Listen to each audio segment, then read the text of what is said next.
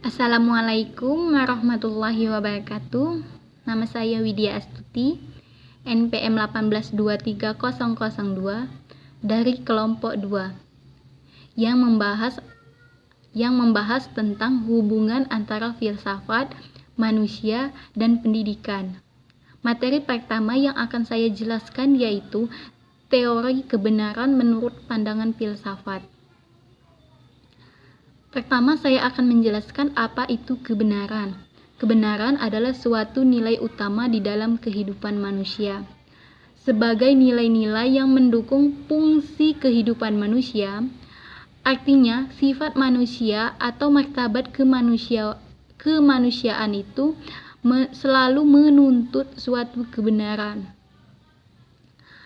Teori kebenaran menurut pandangan filsafat ini ada 4. Yang pertama yaitu teori korespondense, menerangkan bahwa kebenaran atau suatu keadaan benar itu terbukti benar apabila ada kesesuaian antara arti yang dimaksud suatu pernyataan atau pendapat dengan objek yang dituju. Maksudnya adalah sesuatu itu dikatakan benar apabila pernyataan atau pendapat itu sama dengan objek yang dituju, atau suatu pemecahan masalahan itu sama hasilnya. Yang kedua itu teori konsistensi.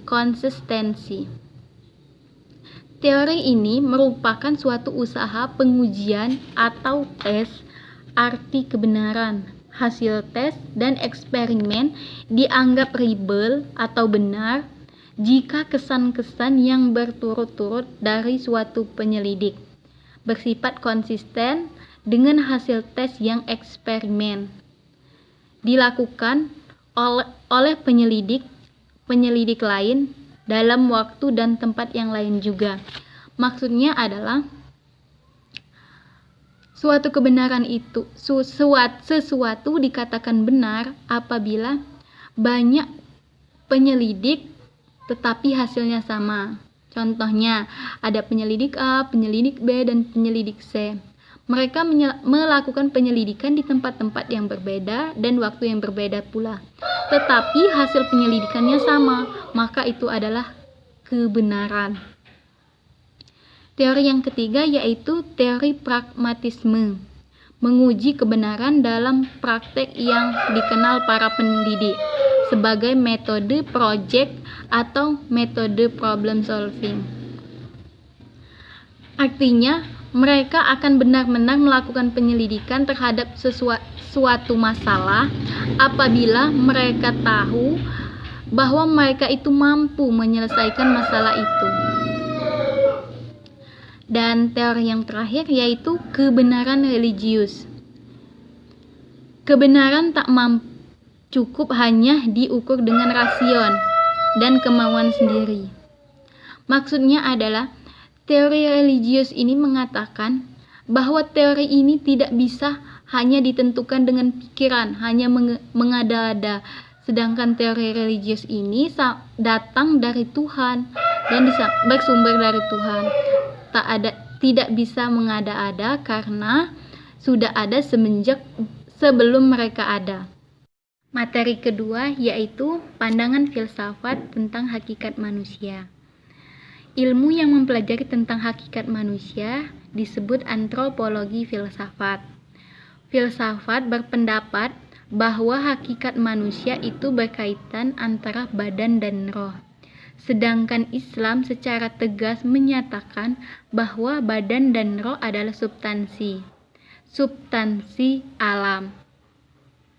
Sedangkan alam adalah makhluk dan keduanya diciptakan oleh Allah Subhanahu wa Ta'ala. Keberadaan manusia di muka bumi ini sangat menarik. Selain manusia menjadi pokok permasalahan, ia juga dapat melihat bahwa segala peristiwa dan masalah apapun yang terjadi di dunia ini selalu berkaitan dengan manusia.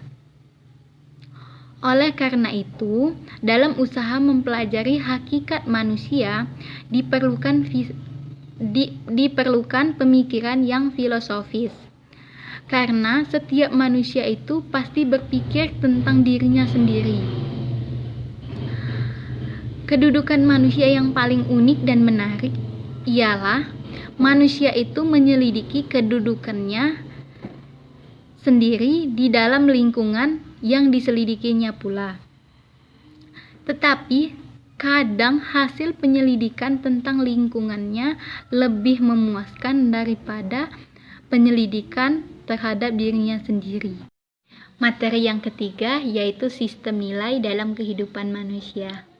Yang pertama, nilai adalah sesuatu yang bersifat abstrak. Ia ideal. Nilai bukan merupakan benda yang konkret, bukan fakta. Tidak hanya persoalan benar dan salah yang menuntut pembuktian, melainkan suatu penghayatan yang dikehendaki maupun tidak dikehendaki, yang disenangi ataupun tidak disenangi. Nilai merupakan sesuatu yang sangat berarti dalam kehidupan manusia. Nilai merupakan daya pendorong dalam hidup yang memberi makna dan kebebasan pada tindakan seseorang. Nilai mempunyai dua segi, yaitu segi intelektual dan segi emosional. Kombinasi dari kedua dimensi tersebut menentukan suatu nilai beserta fungsinya di dalam kehidupan. Nilai tidak perlu sama bagi seluruh masyarakat.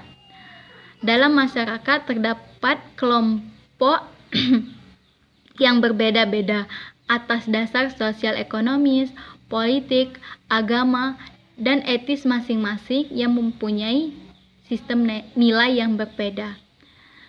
Letak nilai dalam kehidupan manusia juga berbeda-beda. Nilai hidup dan kehidupan terletak pada keseluruhan tampilan diri, sikap, kata, dan perubahan manusia itu sendiri.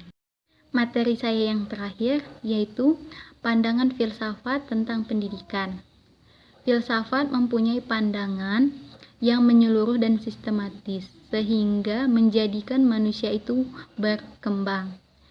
Maka hal seperti ini dituangkan dalam sistem pendidikan agar terarah dan dapat mencapai tujuan pendidikan. Untuk mewujudkan pandangan filsafat tentang pendidikan terdapat beberapa unsur. Nah, unsur-unsur tersebut akan dijelaskan oleh pemateri selanjutnya. Baiklah, mungkin cukup di sini penjelasan dari materi saya. Saya akhiri. Wassalamualaikum warahmatullahi wabarakatuh.